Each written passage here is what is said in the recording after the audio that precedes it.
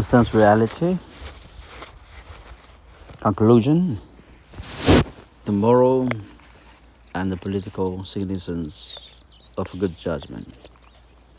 Boleyn's writings on leadership judgment are largely neglected, in part because the focus on individual leaders is deeply unfashionable. In democratic times, smack too much of a great man will look for history. Matters not helped by the fact that in writing on political leadership, Boleyn did focus almost solely on men. Also appear insufficiently rigorous and conducive to generalization, that is, insufficiently scientific. It may appear tendentious if against Boleyn and with Tolstoy and many Marxist theorists. We conclude that individuals are largely irrelevant to the course of history. From such a perspective, it will seem deluded to focus on study for the temperaments and actions. With the last doubt, we can offer two brief responses. First, it seems implausible to discount completely the importance of individual judgment, choices, and leadership qualities, and sometimes decisive factors, alongside more impersonal forces in history.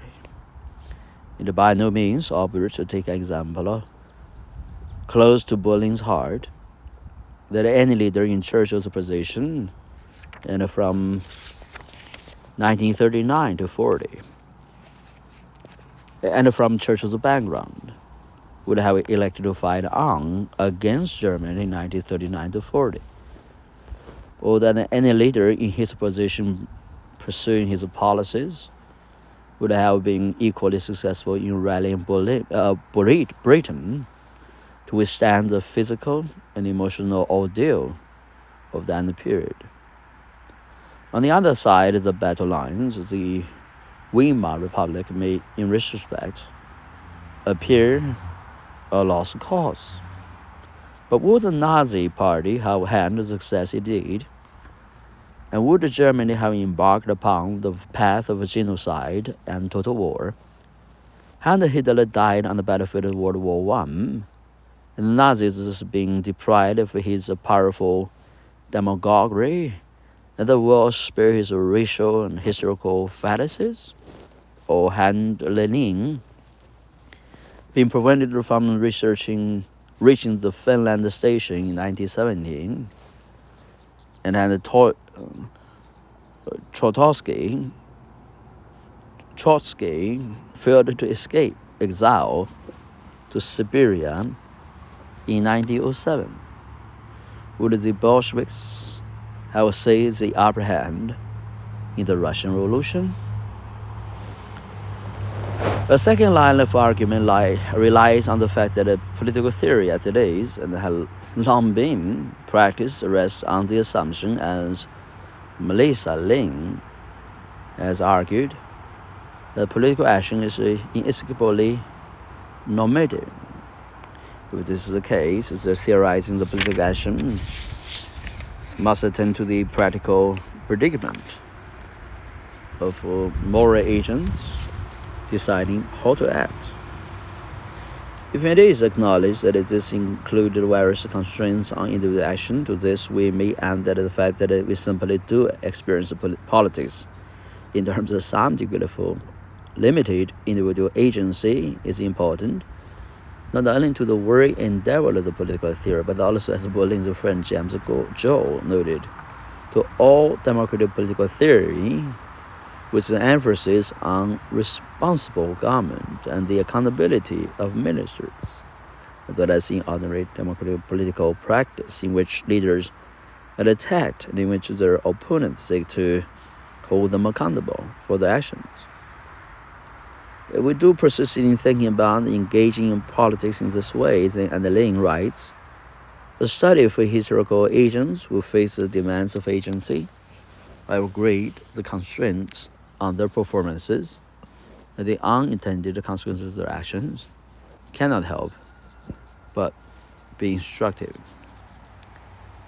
In going against contemporary political and intellectual currents, Berlin offers a warning about the limitations not only of accounts of history that defy significance individual agency, but also for approaches to politics which look solid to the rules and internal logic for institutions, or to the strategic logic of abstracting the models of human interaction, explain events that secure goals. He offers a reminder that individual figures have a capacity to seize control of and shape movements, to upset, even topple institutions, or bend the road to the individual leader's will, for good or ill.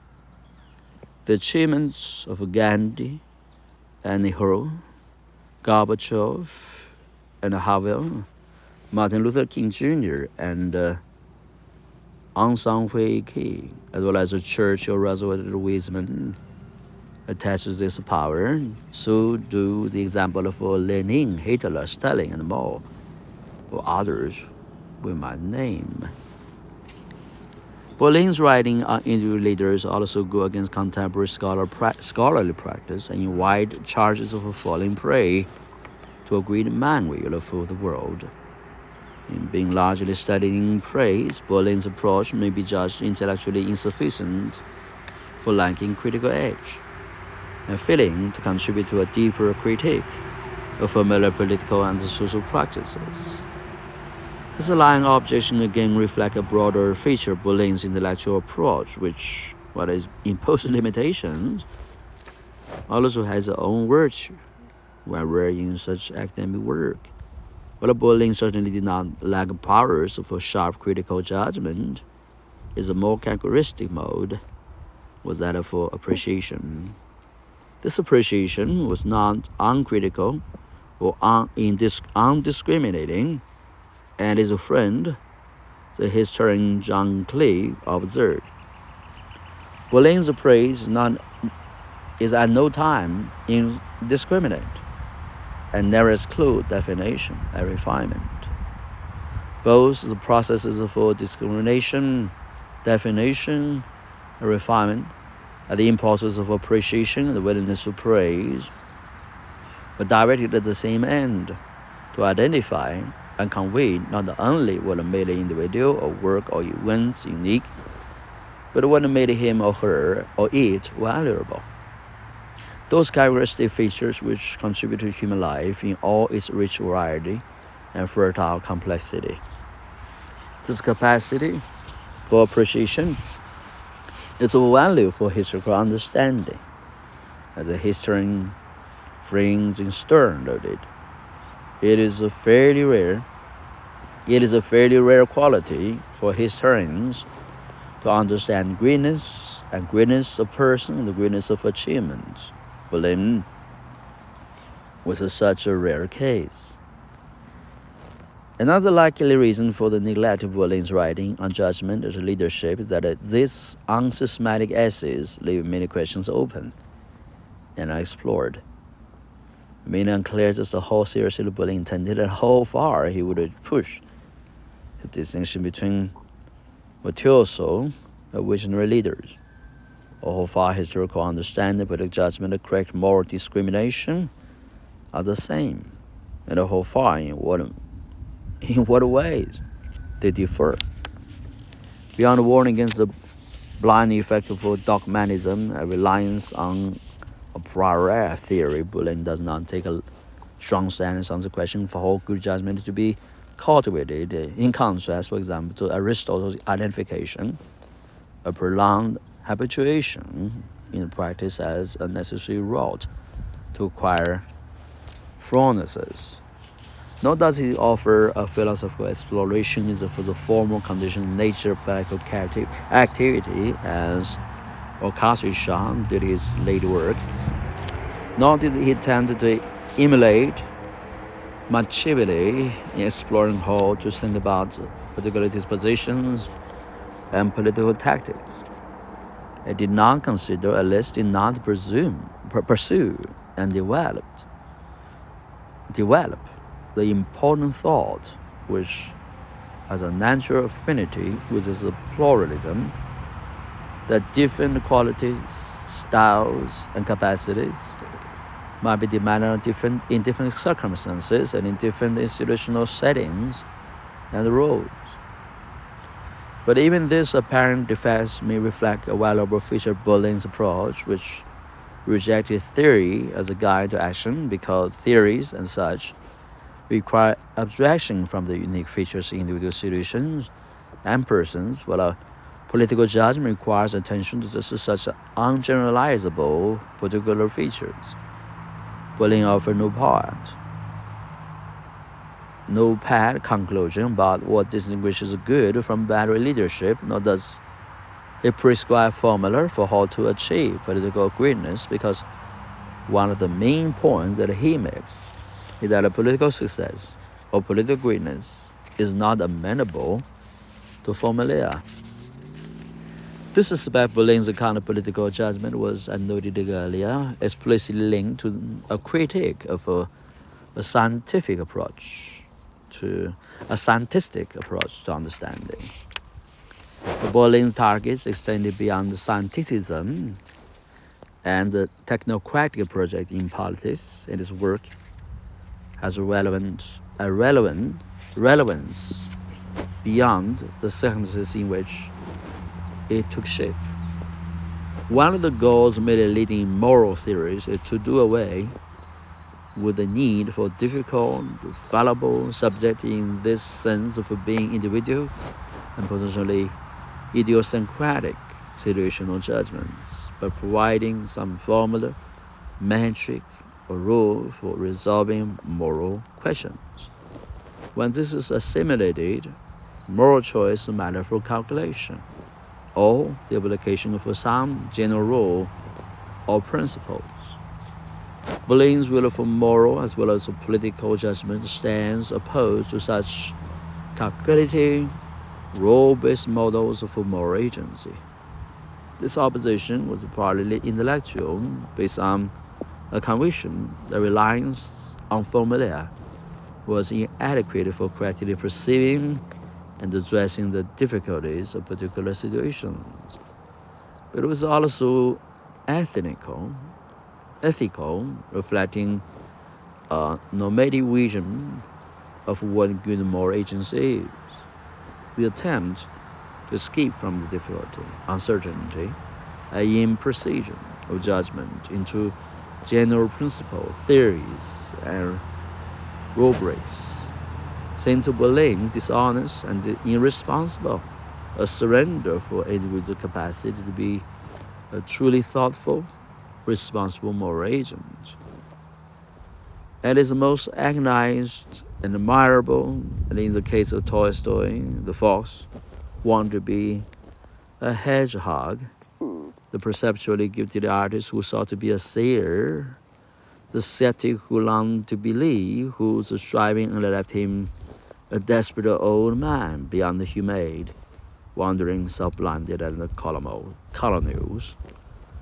The attempt to escape into doctrine was noble and tragic. In most cases, it was not harmless, but relatively harmless. In the worst cases, it was neither noble nor harmless, and less drastic than horrific. To ask if one possesses a key to all questions, a blueprint that can be imposed directly into life, is appalling and gratuitous handicap to political action, which leads to avoidable suffering. Even worse, those who have blinded themselves by adherence to dogma will often seek to impose a vision on, that is, to blind others. This led to a priori barbarities of procrastinates. The last application of a formula yields the expected results. The more exasperated the theorists or visionary politicians become, the more they try to force a fact into some preconceived mode. The more resistance they encounter, the more violent are the efforts to overcome it, the greater the reaction, confusion, suffering untold, the more the original aims are lost sight of.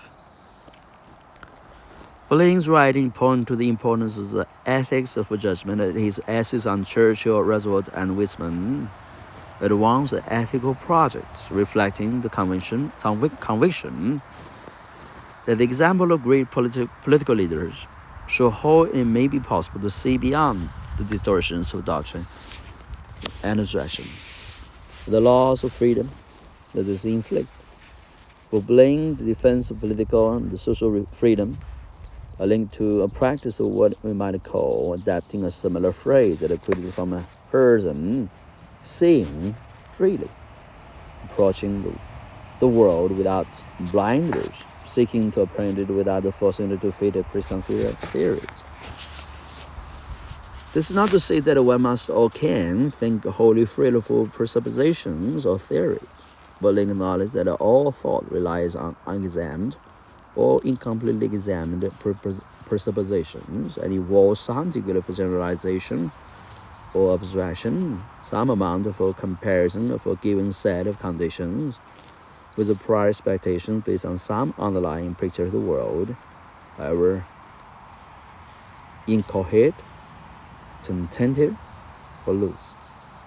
What is important in cultivating good judgment is in first how valid these presupposed models are, whether follow one to see, imagine, synthesize, and judge accurately in a way that does not do violence to reality. Second, and connect to this is the way in which ideals are held. Good judgment requires a cultivation of practice or habits of looking at the world and evaluating one's own assumptions and convictions, which allow one to avoid, or if it need be, cast off blinders. This requires direct confrontation with the concrete data for observation and introspection in order to test our presuppositions about them and ensure that we do not ignore something that we know directly of human nature and thereby do violence to what we are and what we know by forcing it into the pristine bed of some rigid dogma. Hence, the larger ethical and political significance of Boleyn's reiterated insistence on the value of escapism, of fatalism, humility, or modesty, and at the same time, the combination of curiosity, irony, and proud refusal to simplify and repress one's perceptions to deny what one knows to be true. It was this capacity to look at the world freely, that Boleyn celebrated in his portrayals, not only for political leaders, but also for artists such as Cherniss, critics such as Herzen and Moses Hess, historians and philosophers such as Montesquieu and Minek, and social critics such as Herzen and Moses Hess. For all the differences arose, vantage points, and commitments, such figures shares a distinct combination of respect for reality with imaginative freedom, a capacity to look beyond the present and the familiar, to perceive creatively, and to dream realistically. This is a demanding description. It defines, it reflects an unfashionable heroic vision, which may be uncomfortable for those who firmly committed to contemporary liberal democracy. The right-hand leadership may seem as placing Boleyn among those defenders for liberalism who said disturbingly that liberal democracies have needful qualities of character that they often hold in suspicion, that are difficult of producing. The aristocratic elements of Boleyn's celebration of Churchill and Wiseman must be placed beside his praise of Roosevelt's distinctly democratic political talents. Boleyn was preserved from ambiguous affirmation of aristocratic or democratic temperaments or idealism, visionary or virtuoso leadership by his awareness for complexity and contingency, by its pluralism, which in itself points to the importance of judgment. The absence of valid principles, rules, or decision procedures to settle conflict between value left on individuals, whether leaders deciding matter of public policy or private individuals deciding matter of personal conduct, to fall back on the resource of judgment. And such judgment, which is nuanced and context sensitive, could show the way to balancing competing claims, choosing conflicts, and even combining discordant values in a skillful compromise in a way the general principle could not. At the same time, strong monism represents a barrier to the exercise of good political judgment, while a pluralistic mindset or disposition, whether or not it was based on or accompanied by a theoretical articulation of pluralistic ethics, conduces to a recognition of judgment's importance and care in exercising judgment.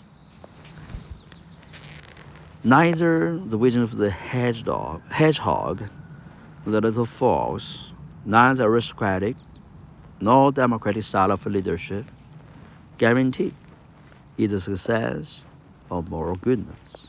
All carry with them disadvantages and dangers. There is something lost in and imperiled by the triumph of any approach to politics over its alternative.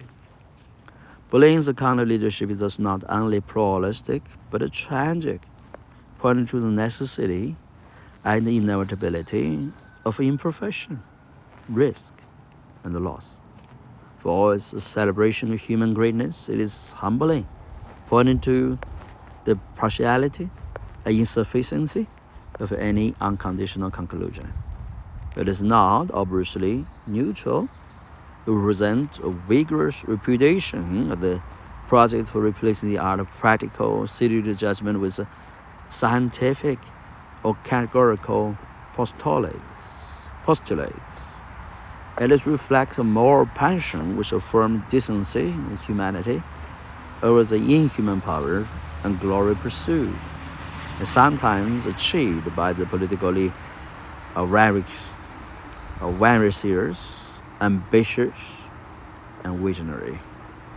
Bullying's writing on political judgment and political leadership sought to eliminate the phenomenon which he believed to be widely recognized but little understood. But they also aimed at combating or curing his audience of two different but in Bullying's mind linked pathologies: the tendency to rely on doctrine, and the tendency to disregard the sense of humanity in thinking about the political action, both in the sense of disregarding human understanding, in the sense of disregarding human sentiments. Those who enter politics, Bullying suggests, should be politicians with all the pragmatisms and readiness to compromise and to forego the satisfaction of personal purity that being a politician entails. But amidst all the political activity, it should not seek to be both human and humane. Good political judgment or great political leadership may be detached from a human goodness, but also important resources for preserving the element of goodness, a decent respect for the opinions, and the deepest interests, the lives and freedoms of mankind. Without the capacity for exercise of good judgment on occasion, great leadership, so the human goodness will be imperiled. And it is Bullying maintained the human goodness and political judgment of political leaders should seek to serve